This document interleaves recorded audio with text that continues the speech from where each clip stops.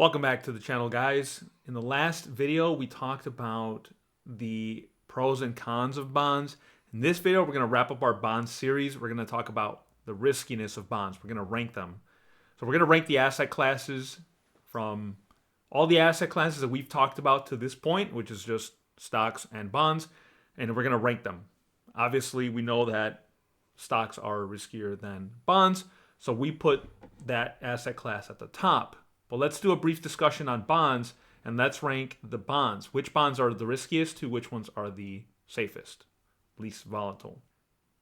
The United States has never not paid back its bonds, so it's widely considered the safest investment. Some international bonds can carry the risk of the country issuing it going into default, either not paying back, being invaded, political strife, things like that. But then you also have other risks like currency risk, where the value of the money fluctuates and so your interest isn't worth as much.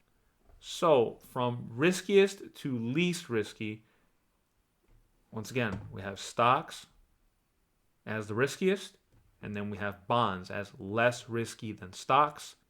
So we have our international bonds are the riskiest type because, like I said, currency risk, default risk. You think about countries like Greece, Argentina that failed to pay back its bonds, Russia in the late 90s.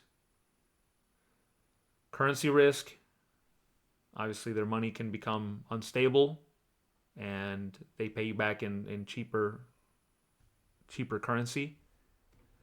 Corporate bonds are a little bit less risky, but you're still loaning money to corporations, and corporations can and do occasionally go out of business and stop paying its bonds.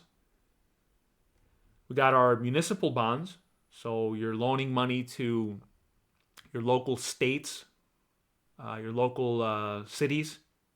They use it to build either, they fix the roads, sewage systems, build schools, things like that. Local governments have defaulted on their debts before. So I think New York City defaulted in the 70s. Los Angeles might have defaulted in the past as well. So there's been times when they haven't been able to pay back their bondholders. We've got our agencies. So Sallie Mae, Ginnie Mae, Freddie Mac, those quasi governmental organizations that they issue bonds and to help with certain agencies like school systems and things like that. They're risky in the sense that they can default, they can stop paying. However, they're not actually government organizations. They're backed by the United States government, meaning that the government has said that it will step in and help pay those bonds back. So I guess you have that kind of safety. And then finally, at the bottom, we have the safest types of bonds in this day and age, the United States bonds. So the United States has never not paid back its debt obligations. I know there's been a lot of political back and forth between Democrats and Republicans, and they're talking about the debt ceiling and things like that. But at the end of the day, they've never not paid back their bondholders. So take it for what that's worth.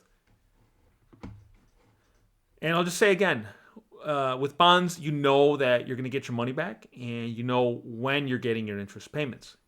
With stocks, you don't know when the price is going to go up or if it'll go up at all. So that's why bonds are less risky than stocks. And as a friendly reminder that when I use the words volatility and risk, I kind of mean them in the same way. So when I say these words, I mean to say how fast can the value of your investment go up or down. I'm not referring to your money going to zero, although that can happen if you're investing in, for example, one stock or one company bond. But the risk in investing in a whole asset class, like owning hundreds of stocks at the same time, or owning a well-diversified portfolio of many bonds at the same time, all of that going to zero, there's not a whole lot of a chance to that. So that's what I mean when I say volatility and risk. What's the risk of stocks? All I mean by that is how fast can your money go up or down? That's about it. I'm not talking about going to zero. So I hope that becomes clearer as I do more and more videos. That's how I'm going to refer to volatility and risk from now on going forward. So that pretty much wraps up bonds. I'll do more videos of bonds in the future, but this kind of wraps up the lessons about the basics of bonds. If you guys got some value out of that, or you'd like to see me do more videos on bonds or things like that, please hit that like, hit that subscribe, and that notification bell, and we can do more videos like this. In the next one, we're going to talk about what happens when a corporation goes out of business. So make sure you click on that video, and we'll see you in the next one. Take care.